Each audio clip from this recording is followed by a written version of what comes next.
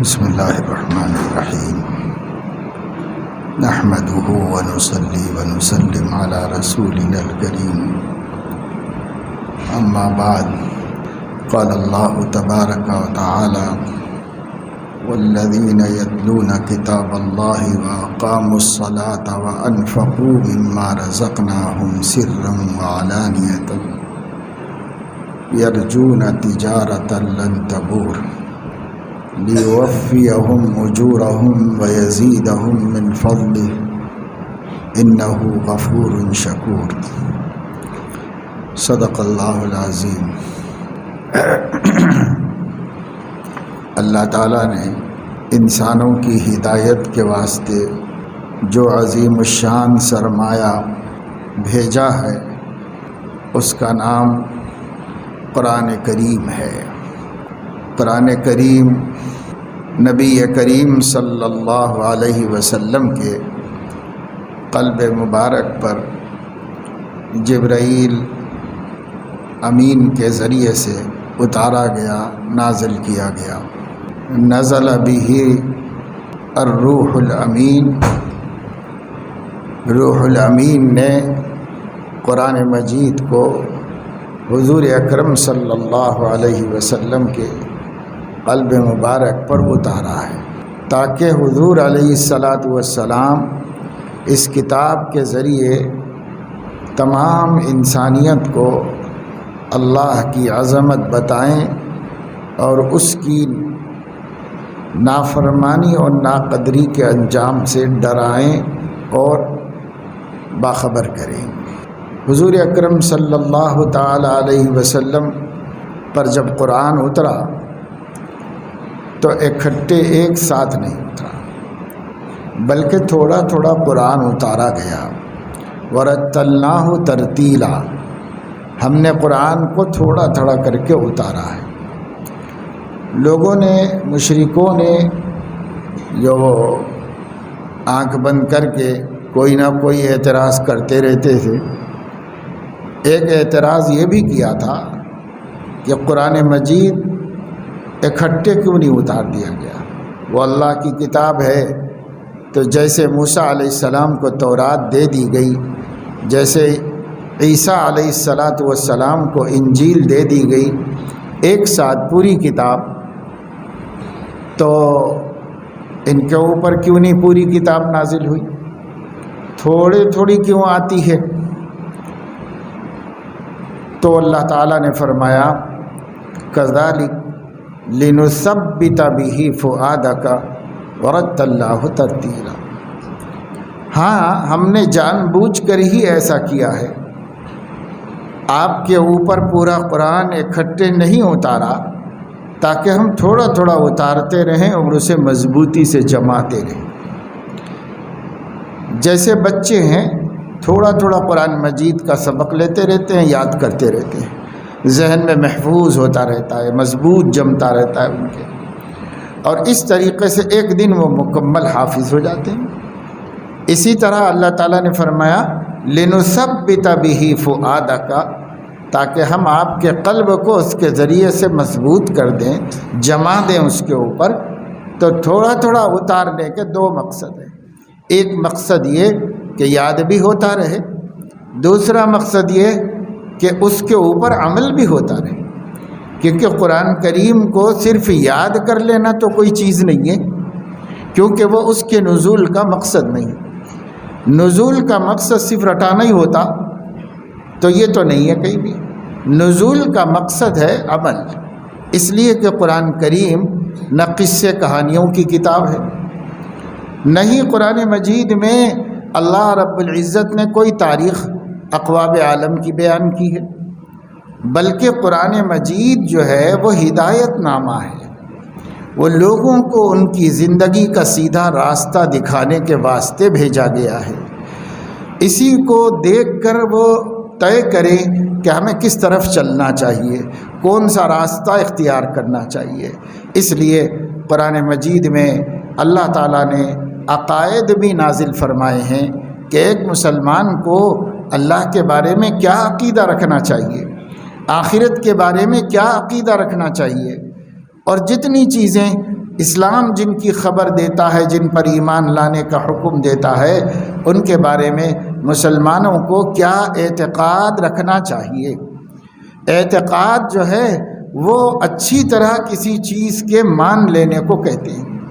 ہم لوگ کہتے ہیں یہ اسلامی عقیدہ ہے، عقیدہ گرہ کو کہتے ہیں، یعنی جیسے دھاگے میں گیٹی باندھی جاتی ہے اور اسے ٹائٹ کر دیا جاتا ہے تو وہ کھلتا نہیں، اس کو عقد کہتے ہیں، اسی کو جو ہے اسی سے اعتقاد بنا ہے، اسی سے عقیدہ بنا ہے۔ کسی بات کا اتنی مضبوطی سے دل میں جم جانا کہ پھر اس کے خلاف کو وہ قبول نہ کرے، اس کو عقیدہ کہتے ہیں۔ اسلام ان عقائد سے ہمیں باخبر کرتا ہے جو ہمارے لیے، ہمارے مسلمان ہونے کے لیے ضروری ہے۔ قرآن میں اللہ نے یہ سب نازل فرمایا، پھر قرآن میں عبادت نازل فرمائی، قرآن نے معاملات کی سدھار اور اس کی پاکیزگی کی تعلیم دی، قرآن کریم نے ہمیں اچھی معاشرت کے اصول بتائے کہ ایک سماج کو آپس میں کیسے رہنا چاہیے اور کیسے رہنے سے ایک دوسرے کے لیے راحت اور ایک دوسرے کے لیے مدد بن جاتے ہیں، اور کیسے رہنے سے ایک دوسرے کے لیے خوف اور ایک دوسرے کے لیے تکلیف کا سبب بن جاتے ہیں۔ اس لیے اچھا رہنا بھی سکھایا قرآن کریم نے کہ اچھے رہو دنیا میں، اگر انسانوں کی طرح رہو گے تو ماشاءاللہ خوش رہو گے، ایک دوسرے سے راحت ملے گی، ایک دوسرے سے عزت ملے گی، ایک دوسرے سے مل کر دل خوش ہوگا، ایک دوسرے کے ساتھ رہنے کی وجہ سے قلوب کو اطمینان حاصل ہوگا۔ بھائی میں اکیلا تھوڑا ہی ہوں، میرے ساتھ بستی میں اور بھی لوگ ہیں، سب میرے جیسے انسان ہیں، میری تکلیف ان کی تکلیف ہے، ان کی تکلیف میری تکلیف ہے، اس لیے آدمی کو آدمیت سے راحت اور سکون ملے۔ یہ انسانوں کا سماج ہوتا ہے۔ قرآن نے انسانی سماج کے اصول بتائے۔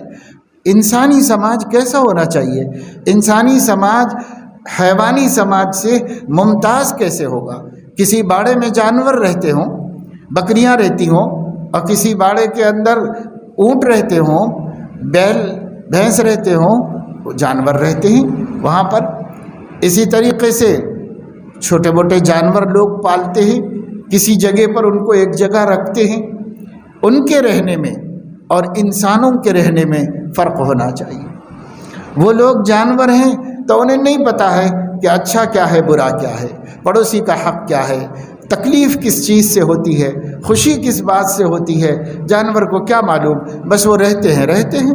انہیں ایک دوسرے کے حقوق کی کوئی ذمہ داری بھی نہیں ہے، کیونکہ وہ ادا بھی نہیں کر سکتے۔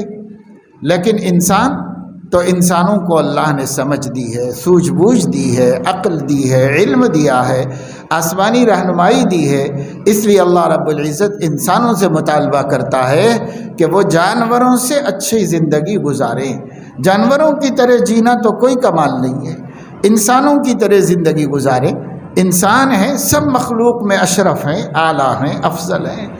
ایک انسان اپنے پڑوسی کی تکلیف کو سمجھ سکتا ہے، ایک انسان راستہ چلنے والے کی تکلیف کو سمجھ سکتا ہے، ایک انسان اپنے بازو بیٹھے ہوئے کی تکلیف کو سمجھ سکتا ہے، ایک انسان اپنے بڑوں اور اپنے چھوٹوں کے حقوق کا احساس کر سکتا ہے۔ انسان کر سکتا ہے، حیوان نہیں کر سکتا، کوئی جانور نہیں کر سکتا۔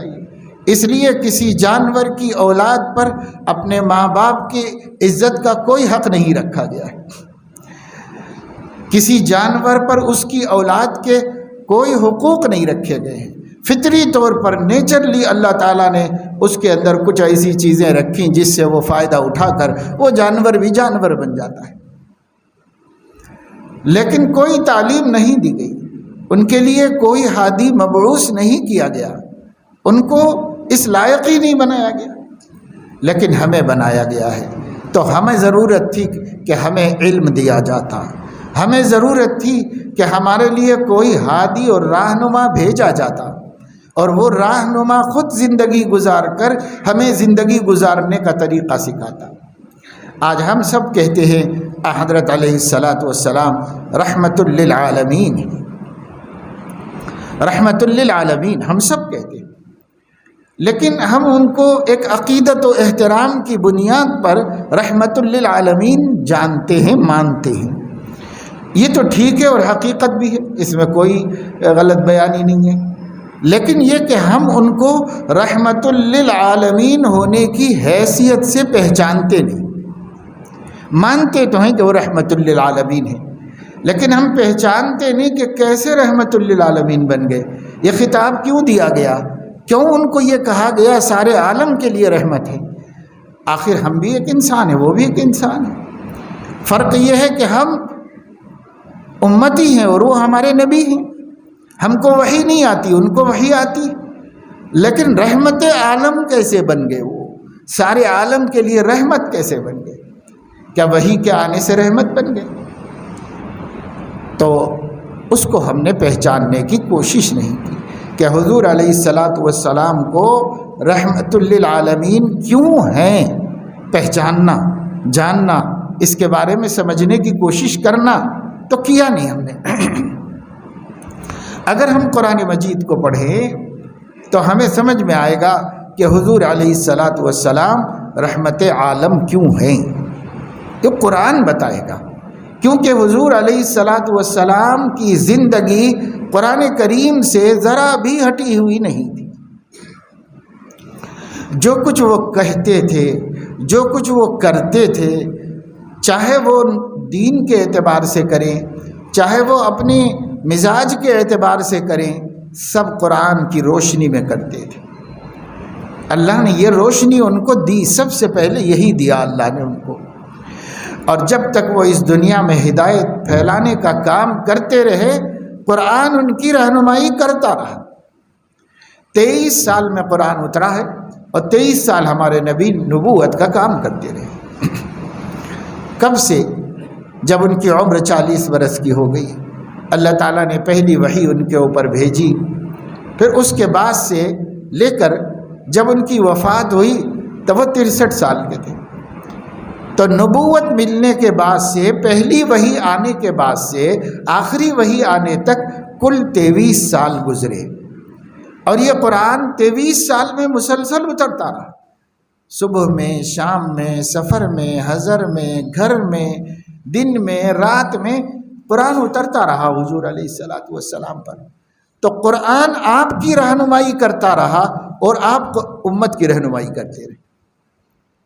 قرآن کریم نبی کی رہنمائی کرتا رہا اور نبی امت کی رہنمائی کرتے رہے۔ تو قرآن اصل اصول ہے، اصل الاصول ہے، سب سے جو بیسک چیز ہے ہدایت میں وہ قرآن کریم ہے۔ لیکن قرآن کریم کو سمجھنے کے لیے نبی کریم صلی اللہ علیہ وسلم کی ضرورت ہے، اس لیے ان کی باتیں، قرآن، دونوں کو لازم ملزوم قرار دے دیا گیا۔ اگر کوئی آدمی نبی کو چھوڑ کر قرآن سمجھنا چاہے تو نہیں سمجھ سکتا، اس لیے نہیں سمجھ سکتا کہ قرآن کوئی تھیوری نہیں ہے، قرآن ایک عملی زندگی ہے جو نبی کے ذریعے سے گزروا کے دکھائی گئی، اس لیے ان کو بھی دیکھنا ہی پڑے گا۔ نہیں دیکھیں گے تو سن کے کچھ، قرآن تو سن رہے ہیں ہم، صرف ہمارے بڑوں نے ہمیں سنایا، ہم چھوٹوں کو سنا رہے ہیں، تو قرآن تو صرف سننے کی چیز ہے، پڑھنے کی چیز ہے، لیکن دیکھنے کی چیز تو نہیں ہے۔ دیکھنے کی چیز عملی زندگی ہوتی ہے، کسی انسان کی صبح و شام ہوتی ہے، اس کی عادت، اس کے اخلاق، اس کے اعمال، یہ دیکھنے سے تعلق رکھتے ہیں۔ اللہ تعالیٰ نے فرمایا میں نے ہدایت کے واسطے انسانوں کو 2 چیزیں دی ہیں، جعل لکم السمع والابصار، ان کو میں نے آنکھیں دی ہے اور ان کو میں نے کان دیے، اور ایک دل دیا ہے سمجھنے کے واسطے، کیونکہ سمجھنا دل کا کام ہے۔ لہم قلوب لا یفقہون بہا، اللہ نے فرمایا مشرکوں کو دل تو ہے مگر سمجھنا نہیں آتا، وہ دلوں کو سمجھنا نہیں آتا۔ جب وہ سمجھ نہیں سکتے تو دل ہونے نہ ہونے کا کیا فائدہ ہے ان کو؟ دل کا کام سمجھنا ہے، جب دل سمجھ نہیں سکتا تو اس دل کے ہونے سے نہ ہونے سے کوئی فرق نہیں پڑتا۔ اولئک کالانعام، اب تو وہ چوپایوں کی طرح ہو گئے، بس جانوروں کی طرح ہو گئے وہ بھی۔ کیوں؟ اس واسطے کہ ان کے سینے میں جو دل ہے وہ سمجھتا نہیں ہے۔ پتہ چلا کہ جب دل ہو مگر سمجھنے کے لائق نہ ہو تو وہ بھی چوپایوں میں داخل ہے، وہ بھی ہے تو دیکھنے میں انسان لیکن جانوروں میں داخل ہے، بلکہ جانوروں سے بدتر ہے کہ جانوروں کو یہ مقام نہیں دیا گیا، اس وجہ سے وہ بیچارے نہیں سمجھ سکتے. انسان کو تو سمجھنے کے قابل بنایا گیا پھر بھی نہیں سمجھتا. تو قرآن کریم نے کہا مشرکین کے بارے میں لہم قلوب لا یفقہون بہا، دل تو ہیں سمجھتے نہیں ہیں نبی کی بات کو. وَلَهُمْ آذَانٌ لَا يَسْمَعُونَ بِهَا، کان ہیں ان کے لیکن سنتے نہیں دین کی بات کو، نبی کی بات کو سنتے نہیں ہیں. لَهُمْ أَعْيُنٌ لَا يُبْصِرُونَ بِهَا، ان کو آنکھیں بھی ہیں لیکن دیکھتے نہیں. تو مشرکین کا قصور کیا تھا؟ آنکھوں سے نبی کو دیکھا نہیں. دیکھا مطلب ان کو چلنا پھرنا صورت شکل دیکھی، ان کے دین کو نہیں دیکھا. نبی صورت شکل دکھانے کو نہیں آئے تھے، نبی اپنی دینی زندگی بتانے کو آئے تھے کہ ایسے جیا جاتا ہے، خدا کے بندوں کو، ایمان والوں کو ایسے زندگی گزارنا چاہیے. تو وہ دکھانے کو آئے تھے، اپنی شکل و شباہت دکھانے کو نہیں آئے تھے. نبی شکل و شباہت بھی اللہ نے ان کو اعلیٰ و ارفع عطا فرمائی تھی، احسن اور اجمل عطا فرمائی تھی، لیکن وہ دکھانے کو نہیں آئے تھے. نبی دکھانے کو آئے تھے عملی زندگی، قرآن والی زندگی، اللہ کی منشا والی زندگی، اللہ کی پسند والی زندگی، وہ دکھانے کو آئے تھے. مشرکین کیا کرتے تھے؟ لہم اعین لا یبصرون بہا، آنکھیں تو تھیں لیکن نبی کی ایمانی زندگی کو نہیں دیکھتے تھے. نبی کے سراپے کو تو انہوں نے دیکھا ہے، بچپن سے دیکھا ہے، لیکن نبی کی نبوی زندگی کو نہیں دیکھتے تھے، نبی کی وحی والی زندگی کو نہیں دیکھتے تھے، اور نبی کے ایمان والی زندگی کو نہیں دیکھتے تھے. آنکھیں تھیں پھر بھی نہیں دیکھتے تھے، کان تھے لیکن نبی کی ایمان والی باتیں نہیں سنتے تھے. لہم آذان لا یسمعون بہا، کان تھے مگر سنتے نہیں تھے نبی کی بات. پھر اس کے بعد دیکھ کر دل کو سمجھنا ہوتا ہے، سن کر دل کو سمجھنا ہوتا ہے اور فیصلہ کرنا ہوتا ہے کہ حق کیا ہے باطل کیا ہے. تو دل بھی تھے سمجھنے کو اور فیصلہ کرنے کو، لیکن لا یفقہون بہا، وہ اس سے یہ کام لیتے ہی نہیں تھے، فیصلہ کرنے کا کام نہیں لیتے تھے. اگر مکہ کے مشرکین جو شرک پر مر گئے اپنے دل سے کام لیتے، تفقہ کا، سمجھنے کا، فیصلہ کرنے کا، تو وہ برابر فیصلہ کرتے کہ ہمیں ایمان لانا چاہیے، وہ برابر فیصلہ کرتے کہ ہمیں اس شخصیت کو قبول کرنا چاہیے اور ان کی اطاعت کرنی چاہیے، کیونکہ آنکھیں دیکھنے کے بعد ان کی صداقت کو کیسے جھٹلا دیتی. آپ صادق تھے، سچے تھے، اور صادق کو جھٹلا نہیں سکتی آنکھ، کان بھی نہیں جھٹلا سکتے. حضرت علیہ السلام نے آزمایا اور صفا پہاڑی پر چڑھے، تو صفا پہاڑی پر چڑھ کے پورے قبائل کو آواز دی، بلایا. سب لوگ بھاگ بھاگ کے آ گئے کہ پتہ نہیں یہ کیا خبر دینے کے لیے بلا رہے ہیں. سارے لوگ آ کر پہاڑی کے سامنے جمع ہو گئے. حضرت علیہ السلام نے صفا پہاڑی پہ کھڑے ہو کر کے ان لوگوں سے پوچھا کہ اگر میں یہ خبر دوں کہ پہاڑ کے پیچھے ایک لشکر ہے جو مکے کی آبادی پہ حملہ کر دینا چاہتا ہے، کیونکہ اس زمانے میں مکہ اطراف سے پہاڑیوں کے بیچ میں وادی کے اندر تھا، بالکل ڈاؤن میں تھا، اور سب طرف سے اونچے اونچے پہاڑ تھے. تو پہاڑ پہ کھڑے والا ہی پیچھے کا دیکھ سکتا تھا، نیچے کھڑے والے نہیں دیکھ سکتے تھے. اس لیے پہاڑی پہ کھڑے ہو کے آپ نے فرمایا اگر میں یہ کہوں کہ پیچھے ایک لشکر ہے جو آپ لوگوں پر حملہ کرنے والا ہے اور میں اس لشکر کے حملے سے آپ لوگوں کو ڈرا رہا ہوں، تو کیا آپ لوگ میری تصدیق کرو گے؟ یہ آزمایا حضور علیہ السلام نے کہ میرے جو 40 برس یہاں گزرے ہیں، ان 40 برسوں کے کیا تجربہ اور کیا جواب ملتا ہے ان لوگوں کا. اس میں سب رؤسا تھے، سردار تھے، ایک ایک خاندان قریش کا اس کا بڑا وہاں موجود تھا. سب آ گئے تھے آواز دینے پر، نام لے لے کے حضور نے ایک قبیلے کو آواز دی تھی. سب آ گئے تھے اور سب آ کے کھڑے ہوئے تھے. ان سے پوچھ رہے ہیں اگر میں کوئی اطلاع دوں تو صحیح سمجھو گے یا جھٹلا دو گے مجھے؟ تو سب نے مل کر ایک زبان سے کہا ما جربنا کا بالکذب، ہم نے پوری زندگی میں آپ سے جھوٹ سنا ہی نہیں، جھوٹ کا کوئی تجربہ ہم نے نہیں کیا کہ کبھی آپ جھوٹ بھی بولتے ہوں. جھوٹ نہیں ہو سکتا. آپ کو اب کیوں جھٹلا دیں گے؟ 40 برس میں ایک جھوٹ کبھی ثابت نہیں ہوا، اب کیوں جھٹلا دیں گے؟ اگر ایسا ہے تو بتائیے، ہم مان لیں گے. تو حضور علیہ السلام نے فرمایا کہ وہ کوئی دنیاوی لاؤ لشکر تو نہیں ہے، لیکن اللہ کے عذاب کا لشکر کھڑا ہوا ہے. اگر تم اس کی توحید کا اقرار نہیں کرو گے اور اگر تم مجھے اس کا رسول نہیں مانو گے تو اللہ کے عذاب کا لشکر تیار ہے، وہ تمہارے اوپر حملہ کر دے گا. تب سب لوگ حیران ہوئے کہ جھوٹ نہیں بولنے والا ایک خبر دے رہا ہے، اور یہ خبر جھوٹی کیسے ہو سکتی ہے؟ جب کوئی خبر جھوٹی نہیں دی اب تک انہوں نے، تو یہ خبر جھوٹی کیسے ہو سکتی ہے؟ لیکن آگے بڑھ کے ابو لہب بد نصیب نے ان سب لوگوں کے ذہن پر کنٹرول کر لیا اور سب کے ذہن بہکا دیے، اور آگے بڑھ کے کہنے لگا تبن لکا الہذا جماعتنا یا محمد. اے محمد، کیا یہ سنانے کے لیے، ہمیں اپنے باپ داداؤں کے دین سے برگشتہ کرنے کے لیے، ہمیں اپنی مورتیوں سے علیحدہ کرنے اور جدا کرنے کے لیے تم بلائے ہو ہم کو؟ تو حضور علیہ السلام نے کچھ نہیں فرمایا، اور بڑا افسوس ہوا کہ جن سے سمجھنے کی امید تھی لہم قلوب لا یفقہون بہا، دل تو ہیں، ہر بات سمجھ رہے ہیں، دنیا کی ہر بات سمجھ رہے ہیں، لیکن حق کو سمجھنے کے لیے تیار نہیں، حق کو قبول کرنے کے لیے ان کے دل تیار نہیں.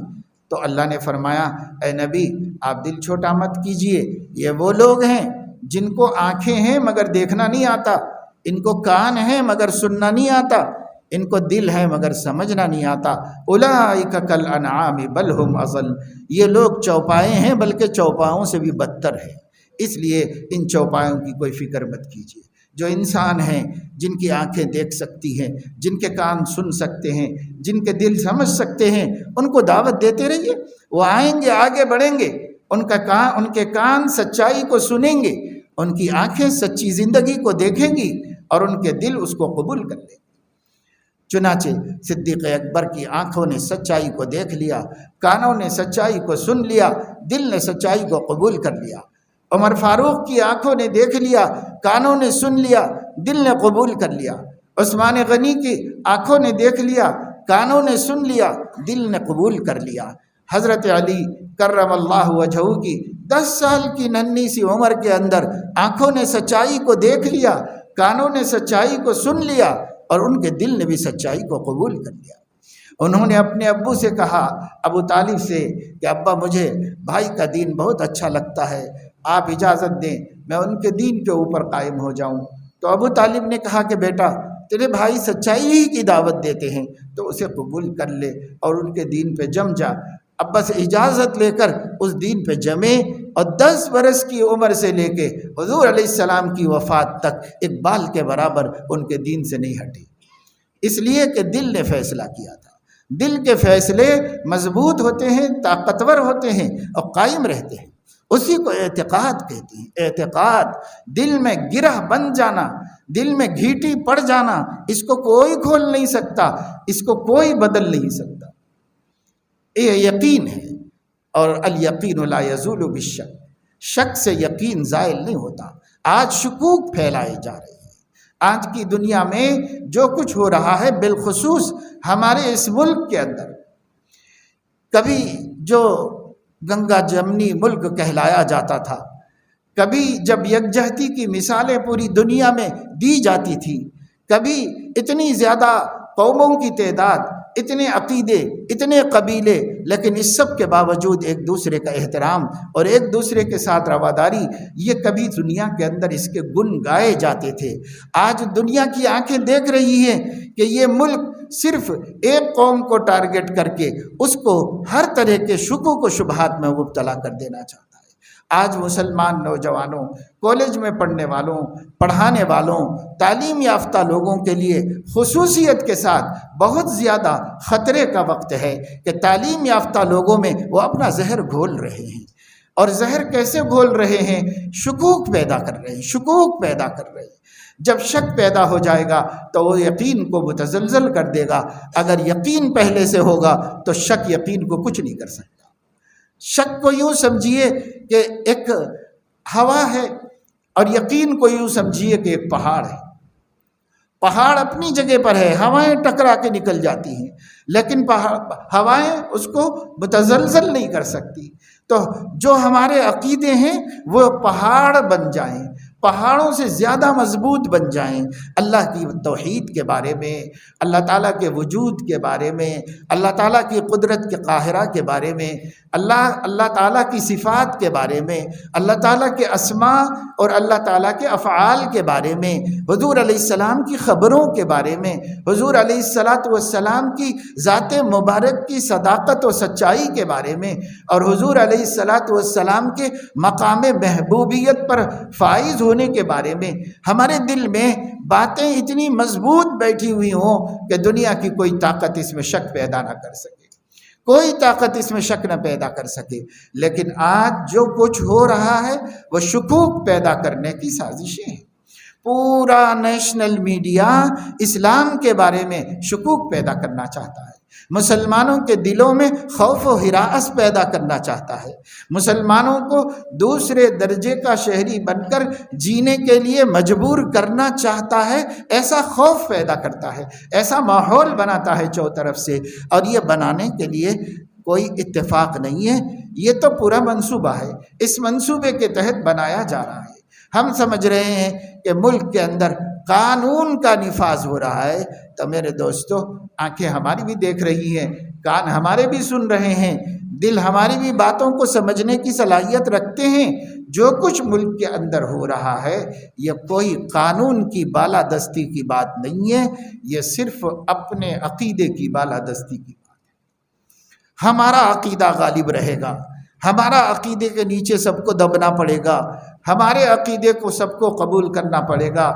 تو اس ملک کی جو دوسری قومیں ہیں وہ قومیں ان کے جھانسے میں آ گئیں اور ان کے طرفدار ہو گئے اور ان کے ووٹر بن گئے، لیکن مسلمان عیسائی نہیں ماننے کو تیار ہوئے. تو اب زد پر یہی دو قومیں اس ملک میں ہیں. ابھی تک مسلمان نہیں مانتا ہے، ابھی تک مسلمان یہ کہتا ہے بھائی ہم ہمارے عقیدے کے اوپر ہیں، ہم ہمارے دین پر ہیں، ہم ہمارے نبی کے ساتھ ہیں، ہم ہمارے اللہ کے ساتھ ہیں. ابھی تک مسلمان یہ کہتا ہے. ایک وقت ایسا دیکھنا چاہتے ہیں کہ یہ لوگوں کے ذہن سے ہٹ جائے اور سب لوگ بھول جائیں کہ اللہ کون ہے، لوگ بھول جائیں کہ نبی کون ہے. یہ ماحول لانا چاہتے ہیں. اس ماحول کے لیے وہ جو رہ کے وقفے سے گستاخیاں ہمارے سامنے آتی ہیں، بدتمیزیاں ہمارے سامنے آتی ہیں، یہ کوئی ان کے ضمیروں کی آواز نہیں ہے، بلکہ یہ ان کی سازشوں کا حصہ ہے، سازشوں کا حصہ ہے. اور یہ سازشیں اسی لیے ہیں کہ ہم خوف و ہراس کے ماحول میں رہیں، ڈپریشن میں رہیں، ہمیشہ ٹینشن رہے، ہمیشہ دماغ کے اوپر دباؤ رہے. لیکن ایمان والے دباؤ کو کبھی قبول نہیں کرتے، غیر اللہ کے دباؤ کو قبول نہیں کرتے، وہ صرف اللہ کے دباؤ میں رہتے ہیں، صرف اللہ کی طاقت کے دباؤ میں رہتے ہیں. مگر ایسا کب ہوگا؟ ہم دیکھ رہے ہیں، ہماری آنکھیں دیکھ رہی ہیں، ہمارے کان حالات کو سن رہے ہیں کہ نہیں، ہمارے نوجوان بہک رہے ہیں، ہماری قوم کے افراد، ہماری بیٹیاں بہک رہی ہیں، اور ان کو جو شک پیدا کیا جا رہا ہے، شکوک میں مبتلا ہو رہے ہیں، اور ان شکوک سے ان کے یقین مزمحل ہوتے چلے جا رہے ہیں. ایسا ہو رہا ہے، ایسا ہو رہا ہے تو اس کی فکر کرنا ہماری ذمہ داری. اگر ہم ایسا نہ ہونے دیں تو ہو سکتا ہے کہ بھائی ہمارے اعمال میں کوتاہیاں پیدا ہو جائیں، لیکن ہمارے عقیدے سے کوئی چھیڑ چھاڑ نہیں ہو سکتی. ہمارا عقیدہ مضبوط کا مضبوط رہے گا، کچھ بھی ہو سکتا ہے. جنگ جد و جہد آزادی، جب ملک کی آزادی کے لیے صف اول میں رہ کر ہمارے علماء مسلسل مقابلہ کر رہے تھے، اور آزادی کی جو نعمت ہم نے اپنے خون سے حاصل کر کے اس ملک کے ابنائے وطن کو حوالے کر دی تھی، یہ لڑائی چل رہی تھی، جنگ چل رہی تھی. انگریزوں کے ستم ہندوؤں پہ نہیں ہو رہے تھے، انگریزوں کے ستم مسلمانوں پہ ہو رہے تھے. اس لیے کہ مقابلے پہ وہی تھے، جو مقابلے پہ ہوگا اسی سے لڑائی کی جائے گی، جو مقابلے پہ نہیں ہوگا اس سے کیا خطرہ ہے، اس سے کیا ڈر ہے۔ ایک ایسا وقت آیا کہ حضرت مولانا یحییٰ علی صاحب تھانیسری رحمۃ اللہ علیہ مجاہدین آزادی میں سے تھے۔ انگریز نے ان کو گرفتار کیا، جیل میں بھیجا۔ انگریز مسلمانوں کی اذیت کی ہر بات بولتا تھا اور ہر کام کرتا تھا جس سے دل دکھے اور تکلیف پہنچے۔ یہ بھی کسی قوم کو ذہنی طور پر معوف کر دینے کا ایک طریقہ ہے۔ ذہنی طور پر شکست کھا جائیں، ذہنی طور پر ہمت ہار جائیں، اس کا ایک طریقہ ہوتا ہے کہ ان کو ایسی باتیں کہی جاتی ہیں جس سے ان کے دل دماغ ٹوٹ جاتے ہیں اور کام کرنے کے قابل نہیں رہتے۔ یہ باتیں پھیلانے کا انگریز بھی یہی کرتا تھا، طرح طرح کی باتیں پھیلاتا تھا اور طرح طرح کی باتوں سے مسلمانوں کے دلوں کو رنجیدہ کرتا تھا اور ذہنوں کو ٹینشن میں مبتلا کرتا تھا۔ مولانا کو پکڑ کے لایا گیا اور عدالت میں کھڑا کیا گیا اور اس وقت ان سے کہا کہ ہم آپ کو سزائے موت دینا چاہتے ہیں۔ تو وہ مسکرانے لگے۔ تو وہ مسکراتا ہوا تو مسلمان کو دیکھنا ہی نہیں چاہتا تھا، روتا ہوا دیکھنا چاہتا تھا مسلمان کو، لیکن جب وہ مسکرانے لگے تو اس نے کہا کہ یہ وقت مسکرانے کا ہے، میں تمہیں سزائے موت کی اطلاع دے رہا ہوں، یہ مسکرانے کا وقت ہے، مسکرا کیوں رہے ہو؟ تو مولانا نے فرمایا کہ میں اس لیے مسکرا رہا ہوں کہ موت جو ہے میرے نزدیک ایک پل ہے جو چاہنے والے کو اپنے محبوب تک پہنچا دیتا ہے۔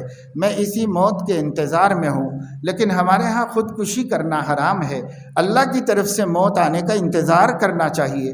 میں انتظار کر رہا ہوں اور تو مجھے یہ خوشخبری سنا رہا ہے، تو میرے لیے تو یہ بڑا مجدے جاں فضا ہے، اس سے تو میرے بال خوش ہو گیا کہ چلو اللہ سے ملنے کا وقت آ گیا۔ میں تو بہت خوش ہو گیا تمہاری اس خبر سے، اس لیے میں مسکرا رہا ہوں، آپ کو کیا تکلیف ہے اس سے؟ تب کہنے لگا کہ ان لوگوں کو ہنسی خوشی مرنے میں نہیں دینا ہے، اس لیے ان کی سزائے موت کینسل کر دو، البتہ اس کی داڑھی کاٹ دو، کیونکہ دل دکھے تکلیف ہو۔ عمر بھر میں جب سے داڑھی نکلی تھی، پوری زندگی داڑھی رکھی ہوئی تھی، اب بوڑھے ہو گئے تھے، سفید داڑھی تھی، عمر بھر کی پالی ہوئی ایک نعمت تھی، ایک سنت تھی۔ اس نے کہا داڑھی کاٹ دو، فوراً قینچی لا کے ان کی داڑھی کاٹ کے پھینک دی گئی۔ انہوں نے جھک کر کے داڑھی کے بال اٹھائے، انہیں بوسہ دیا، آنکھوں سے لگایا اور فرمایا کہ تو مجھ سے بہتر ہے کہ مجھ سے پہلے راہ خدا میں قربان ہو گئی، افسوس کہ میں تیرے برابر نہیں ہو سکا۔ تو اور جی جلے ان لوگوں کے، تو ان مسلمانوں کی عظیمت سے جی جل جاتے تھے اور بڑی بڑے پلانوں میں وہ ناکام ہو جاتے تھے۔ یہ مسلمانوں کے عقیدے کی پختگی ہوتی تھی، یہ مسلمانوں کی مضبوطی ہوتی تھی۔ آج ہمارے پاس عقیدے کی پختگی نہیں ہے، مضبوطی نہیں ہے، اس لیے شکوک و شبہات میں ڈالا جا رہا ہے کہ یہ شک یقین کو ختم کر دیں گے تو اللہ تعالیٰ وہ ایمان قبول نہیں کرتا جو ایمان شک کے ساتھ ہو، جو ایمان یقین کے ساتھ ہو اللہ اسی کو قبول فرماتے ہیں۔ اس لیے یہ محنت کرنے کا وقت ہے، یہ بڑی بڑی بڑی جستجو کا وقت ہے کہ ہم اپنے عقیدوں پہ محنت کریں، قرآن کریم پڑھیں، قرآن کریم سمجھیں، جو نبی پاک صلی اللہ علیہ وسلم کی زندگی کو پڑھیں، آپ کی شخصیت کو سمجھنے کی کوشش کریں کہ اللہ کے نبی صلی اللہ علیہ وسلم کیا ہے۔ ایک سنت ہمیں معلوم ہو گئی، ہم نے ایک سنت پہ عمل کر لیا کہ ہمارے نبی کی سنت ہے، لیکن نہیں، سنت میں غور کریں اور حضور علیہ السلام نے یہ طریقہ کیوں اختیار کیا، اس میں تدبر کریں، حضور علیہ السلام کی شخصیت کو سمجھنے کی کوشش کریں۔ جب تک آپ ان کی شخصیت کو نہیں سمجھیں گے اس وقت تک ان سے جو محبت ہونی چاہیے وہ محبت نہیں پیدا ہوگی، اور جب تک آپ قرآن کریم میں تدبر نہیں کریں گے اس وقت تک اللہ کے احسانات کا احساس نہیں ہو پائے گا۔ اللہ کون ہے ہمیں پتہ نہیں چلے گا، اللہ کا احسان کیا ہے نہیں پتہ چلے گا۔ کیوں اس ذات عالی کے وفادار ہو کر جینا چاہیے ہمیں کوئی اندازہ نہیں ہوگا۔ ہم قرآن پڑھیں گے، ہمارے دل کو یقین ہوگا ہاں اللہ میاں کے ہی بن کے جینا ہے، ہم اللہ ہی کے لیے زندگی گزارنا ہے، اللہ ہی کے لیے جینا ہے، اللہ ہی کے لیے مرنا ہے۔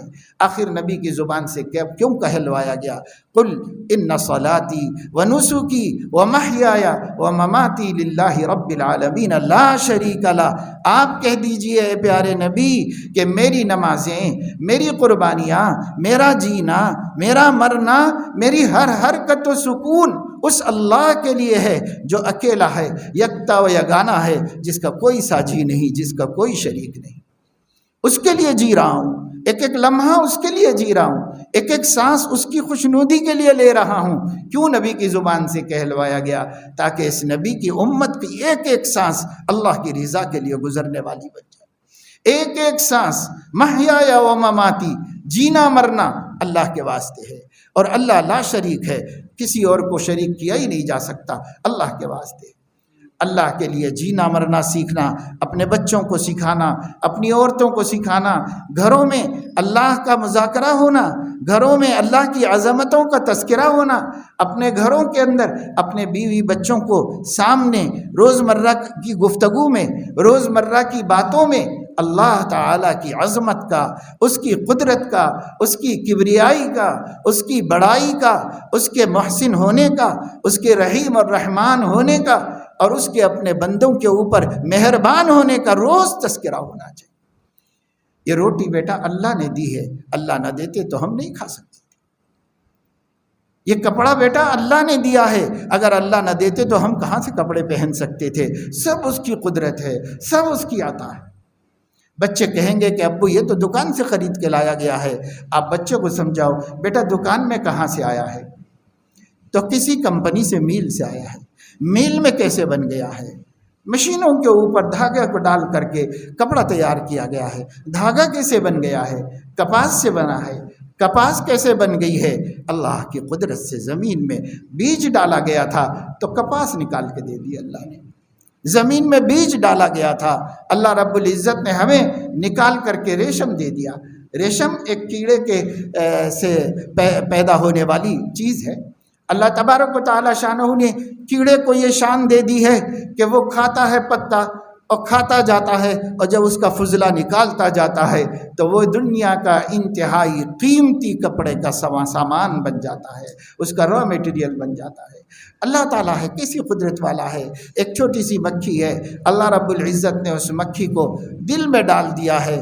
اوحی ربک الی النحل ان اتخذی من الجبال بیوتا، اونچی اونچی جگہوں پر گھر بنا دے، اس کے اندر ذخیرہ اسٹور کرنے کے واسطے، اور اس کے پاس نکل وہاں سے، اور نکل کر کے کھیتوں میں جاؤ، باغوں میں جاؤ، درختوں پر جاؤ، اور جا کر پوری احتیاط کے ساتھ اس کے اندر سے رس چوس کے آؤ، پھول کا رس، پتے کا رس چوس کے آؤ، اور وہ رس اپنے پیٹ میں بھر کے لانا ہے، اور یہ یہاں لا کر کے نکالنا ہے اور خالی کرنا ہے۔ مکھی صبح نکلتی ہے اور جا کر کے آتی ہے، ایک پٹھے کی مکھیاں ایک ہی جگہ پر جاتی ہیں، ایک ہی چیز کا جوس لے کر کے آتی ہیں۔ نیم کا ہے تو نیم کا ہی لے کے آئیں گی، سب مل کر اسی کا لے کر کے آتے ہیں۔ اور اللہ تعالیٰ نے اتنا بڑا سسٹم بنا دیا، اتنا بڑا سسٹم بنا دیا کہ اب وہ وہاں پر جاتے ہیں، ان کی ایک ملکہ ہے، وہ ملکہ وہاں نگرانی کرتی ہوتی ہے، ان کے سیکورٹی گارڈز ہیں جو وہاں پر ٹھہر کے انتظار کرتے رہتے ہیں۔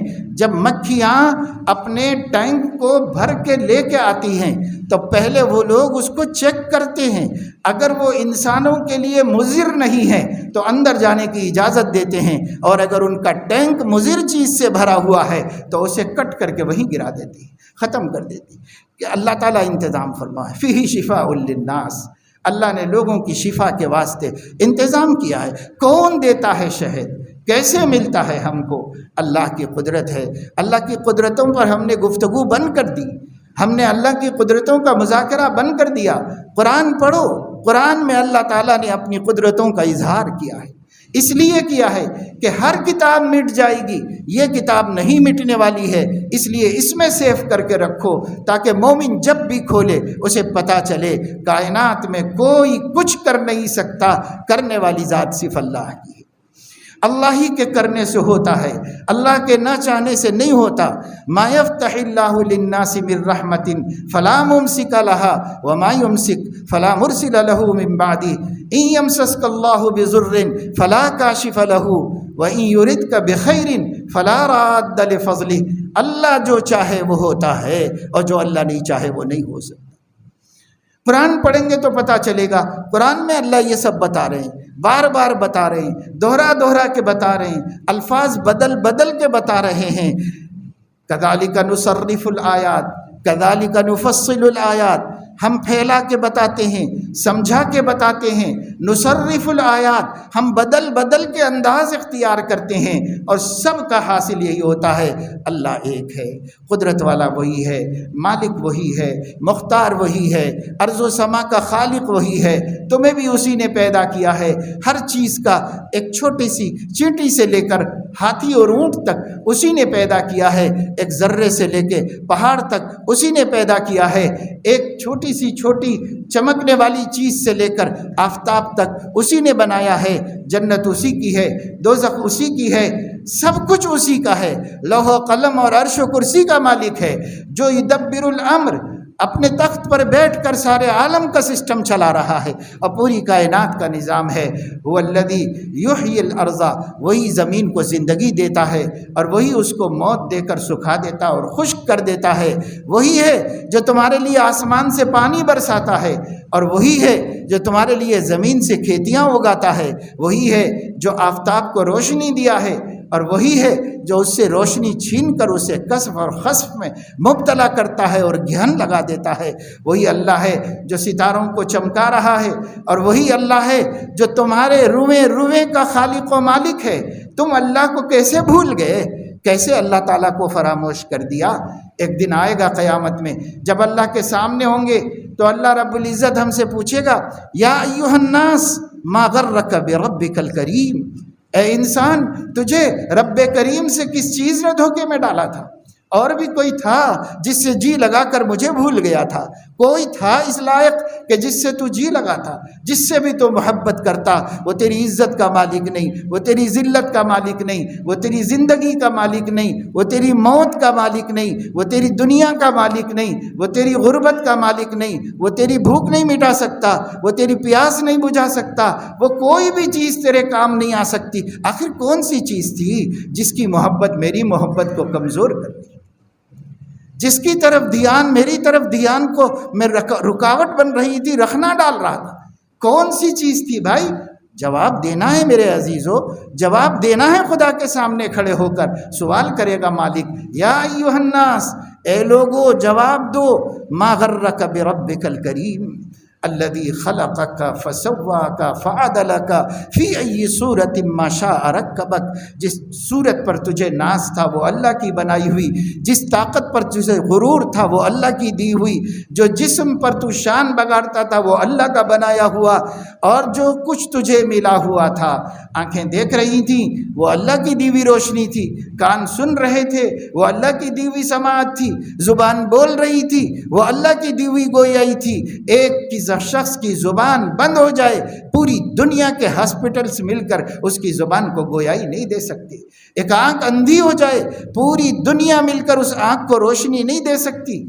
ابھی تو یہ جتنی آپ کہتے ہیں آپریشن ہوا آنکھ دیکھنے لگی، یہ اندھی نہیں ہوئی ہے، یہ گنجائش موجود ہے، کچھ رکاوٹیں ہیں جسے آپریشن سے ختم کر دیا جاتا ہے۔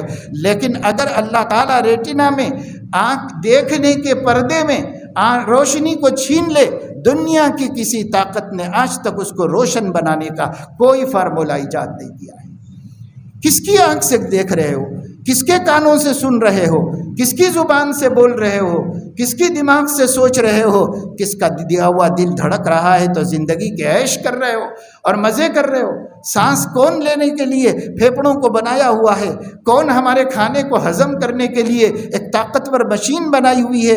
کون اس سے ہمیں خون دیتا ہے اور گندگی کو علیحدہ کرتا ہے؟ ایک قطرہ پیشاب کا رک جائے تو موت زندگی کے لالے پڑ جائیں گے۔ اگر ایک مرتبہ انسان ضرورت سے فارغ نہ ہو سکا تو پھر ہر خوشی ختم ہو جائے گی اور انسان زندگی اجیرن کر کے بیٹھ جائے گا۔ بیٹھ جائے گا۔ اللہ کو بھول گئے، اللہ کو بھول گئے، سب کچھ وہ کر رہا ہے، احسان نہیں جتا رہا ہے، غلطیوں پر پکڑ نہیں کر رہا ہے، بھول جانے والوں کی گردن نہیں ناپ رہا ہے، لیکن یہ نہ سمجھو آج نہیں پوچھ رہا ہے تو کل نہیں پوچھے گا، یہ نہ سمجھو۔ آج نہیں پوچھنا اس کی مشیت ہے، لیکن کل پوچھے گا، ہر مغرور سے پوچھے گا، ہر مغرور خدا کے سامنے کھڑا ہوگا۔ قارون بھی ہوگا، فرعون بھی ہوگا، حامان بھی ہوگا، شداد بھی ہوگا، نمرود بھی ہوگا، اور اس کے سامنے ابو جہل بھی ہوگا، ابو لہب بھی ہوگا، عقبہ ابن ابی معیط بھی ہوگا، اور مسولینی بھی ہوگا، اور ہٹلر بھی ہوگا، اور دنیا کا ہر ظالم اللہ کے سامنے کھڑا ہوگا۔ آج کرو دنیا میں جو کرنا ہے کرو، لیکن ایک دن میرے ہی سامنے کھڑے ہونا ہے، اللہ کے سامنے کھڑے ہونا ہوگا۔ ان الینا ایابہم ثم ان علینا حسابہم، سب کا آنا میرے سامنے ہے اور سب کا حساب میرے ذمے ہے، میں سب کا حساب لینے والا ہوں۔ کوئی ظالم اللہ سے بے خبر نہ رہے، کوئی مظلوم اللہ سے مایوس نہ ہو، کوئی شخص بھی اللہ تعالیٰ کو بھول کر نہ جیے۔ اگر اس ملک کے ماحول کو خراب کرنے والے اللہ رب العزت کو نہیں مانتے ہیں تو وہ بھی اللہ سے غافل نہ رہیں، وہ ماننے والوں کا بھی خدا ہے اور نہیں ماننے والوں کا بھی خدا ہے، وہ غافل نہ رہیں نہ رہیں وہ جانیں۔ لیکن جن پر ظلم و زیادتی کی جا رہی، جن کے ساتھ ناانصافی کی جا رہی ہے، جن کے لیے قانون بھی کوئی سہارا نہیں، آپ قانون کو لے کر جائیں تو آپ لوگ روز روز سن رہے ہیں عدالتوں کے اندر ہونے والے آرگومنٹس کو، مباحثوں کو، کہ قانون کی تشریح بھی اس طرح کی جا رہی ہے کہ ماضی میں یہ تشریح کسی نے نہیں کی تھی۔ قانون اب قانون کی ایک نئی تشریح کی جا رہی ہے، قانون کے بارے میں ایک نئی بات بتائی جا رہی ہے جو کبھی ماضی میں نہیں بتائی جاتی تھی، اسی جگہ پر اسی عدالت میں مثبت سوچا جاتا تھا، اب منفی تشریح کی جا رہی ہے۔ اب اس طریقے سے آرگومنٹ ہو رہے ہیں جس کا مطلب یہ ہے کہ ہم نے ایک فیصلہ طے کر دیا ہے، آپ اپنی بات پوری کر لیں، ہم اپنے فیصلے کو نافذ کریں گے، بس یہ ہے آج کا طریقہ فیصلے کرنے کا اور آج کا طریقہ عدالتوں کو چلانے کا۔ ہونے دو، کوئی بات نہیں ہے، ایک ہی جگہ نہیں ہوتا فیصلہ، اصلاً تو فیصلے آسمانوں میں ہوتے ہیں۔ ہماری نافرمانیوں کی وجہ سے اللہ رب العزت نے ایسے لوگوں کو ہم پر مسلط کر دیا ہے۔ جس دن ہم اللہ کو راضی کر لیں گے، اللہ ہم سے خوش ہو جائے گا، تو اللہ رب العزت پہلے وہاں فیصلہ کرے گا اور وہی فیصلہ اس دنیا میں نافذ ہوگا۔ یہ دنیا میں کوئی فیصلہ کرنے کا اہل نہیں ہے، کسی کو اللہ کے علاوہ فیصلہ کرنے کا کوئی حق نہیں ہے۔ ان الحکم الا للہ، حکم صرف اللہ کا ہے اور کسی کا نہیں۔ اب آ رہا ہے ایسا تو اللہ ہی کا حکم سے آیا ہے، اللہ کو راضی کریں گے تو اللہ یہ حکم بدلے گا، دوسرا حکم لائے گا اللہ، اور جب وہ لائے گا اپنا حکم، دنیا کی کوئی طاقت روک نہیں سکتی اللہ کے حکم کو۔ سب اللہ کے سامنے کچھ نہیں ہے، سب اللہ رب العزت کے سامنے بے حیثیت ہیں، بے حیثیت ہیں اللہ کے سامنے۔ اس لیے میرے عزیزو دوستو، وقت بیتتا جا رہا ہے لیکن ابھی تک ہم نے اپنے گن توحید کے گانے نہیں شروع کیے، ابھی تک ہمارے گھروں کے اندر اللہ کی عظمتوں کے تذکرے نہیں ہو رہے ہیں، ابھی تک ہمارے بچوں کے کان حضرت محمد صلی اللہ علیہ وسلم کی شخصیت اور ہستی کو سن نہیں رہے ہیں اور ان کو دیکھ نہیں رہی ہیں آنکھیں۔ آج بھی اس سراپا کو دیکھ سکتے ہیں ان کی سیرت طیبہ کی روشنی میں کہ کیسا پیارا انسان ہے، کسی کو بننا ہے انسان تو ایسا بننا ہے، دوسری کوئی مثال نہیں، ایسا ہی بننا ہے، بس اس سے اچھا کوئی نہیں ہے بننے کے واسطے۔ لیکن ہمارے سامنے ہے ہی نہیں نا شخصیت، ہمارے سامنے شخصیت آتی ہے، ایک غیر مسلم ہوتا ہے، پڑھا لکھا آدمی ہوتا ہے، کوئی کتاب سیرت کی ملتی ہے، اسے وہ پڑھتا ہے، اللہ کے نبی کو دیکھتا ہے، بچپن سے لے کر کے زندگی ختم ہونے تک ان کی ایک ایک ادا اس کے دل پہ جگہ بناتی چلی جاتی ہے، یہ کتاب بند کرتا ہے اور اس کے ضمیر سے اشہد ان لا الہ الا اللہ و اشہد ان محمد رسول اللہ کا آواز نکلتی ہے۔ بے ایمان بھی پڑھ لے آپ کی زندگی کو عقیدت و احترام سے تو اس کی کتاب کے اختتام پر کلمہ پڑھنے کے علاوہ کوئی راستہ نہیں ہوگا، اور مسلمان پڑھے تو مسلمان بھی نہیں پڑھتا، مسلمان کو نہیں پتہ ہے کہ نبی پاک صلی اللہ علیہ وسلم کی زندگی کیا ہے، کیسے ہیں آپ، کون ہیں، کہاں پیدا ہوئے، کس طرح پلے بڑھے، کیسی زندگی گزاری، کیا تعلیم دی، کیا لوگوں کو حق بتایا، کیا کیا۔ ابو سفیان مسلمان نہیں ہوئے تھے۔ ابو سفیان نے ہرقل، جس کو حضور علیہ السلام نے ایمان کی دعوت دی تھی، وہ عیسائی بادشاہ تھا، اس کی بارگاہ میں اس نے کہا عرب لوگ ہیں تو بلاؤ، صحیح بخاری میں روایت ہے، عرب کوئی ہے یہاں تو بلاؤ۔ تو ملک شام کے اندر ابو سفیان تجارت کے لیے آئے ہوئے تھے۔ ابو سفیان کے ساتھ غالباً 20 آدمیوں کا وفد تھا جو مکہ کے تاجر تھے، ان کو بلوایا گیا اور ابو سفیان نے کہا، ہرقل نے کہا تمہارا امیر کون ہے؟ ابو سفیان کو لوگوں نے بتایا مکے میں جو شخص نبوت کا دعویٰ کرتے ہیں ان سے سب سے قریبی رشتہ داری کس کی ہے؟ تو ابو سفیان نے کہا میں ہی سب سے قریبی رشتہ دار ہوں، اس لیے کہ وہ خاندان قریش سے تعلق رکھتے تھے اور قریبی رشتہ دار تھے۔ تو کہا کہ تم آگے آ جاؤ۔ ابو سفیان کو آگے کھڑا کیا، باقی جتنے عرب تھے ان کو پیچھے کھڑا کیا ان کے، اور کہا کہ سب لوگ جو ہیں ان کے پیچھے رہو اور یہ آگے رہیں، میں ان سے سوالات کروں گا اور یہ سوالات کا جواب دیں گے، اگر کوئی ایک بات بھی یہ غلط بیان کریں تو جو لوگ پیچھے ہیں وہ لوگ بتا دینا، مجھے فوراً ٹوک دینا کہ یہ غلط بول رہے ہیں، یہ صحیح بات نہیں۔ اس کے بعد ہرقل نے ابو سفیان سے 10 یا 11 سوالات کیے۔ بخاری میں کتاب الایمان میں، کتاب العلم میں، جگہ جگہ امام بخاری یہ حدیث لائے ہیں اور ان سے بہت سے فائدے حاصل کیے ہیں۔